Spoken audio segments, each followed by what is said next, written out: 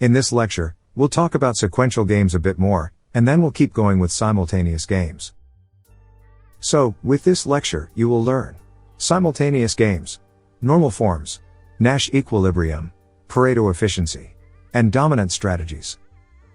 By the end of the lecture, you'll be able to solve simultaneous games and find the Nash equilibrium. But first, let's have a quick recap and remember the game trees, by talking about some examples. Here is an economic example. Imagine a firm considering to enter a market, where there is a monopoly, which means there is only one firm that dominates the whole market. Think about Coca-Cola, and let's assume there is no Pepsi yet. Or any other company that produces cola. If a second firm decides to enter the market, let's say Pepsi decides to produce cola as well. First firm has two options now. First, they can make the prices lower than the marginal costs, to drive profits negative. And this way force Pepsi out of the market. So in this way, they can't make profit in the process, but they can make Pepsi out of the market. This is also called predatory pricing. Second choice is, they don't make any differences in prices. So, Pepsi easily can enter the market as a competitor. Here, you can see the game tree of this monopoly market.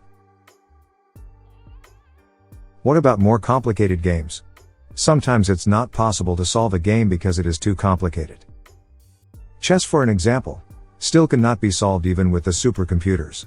But most computers can compute the 10 last move for checkmate. That's also backward induction, which we already seen in the previous lecture.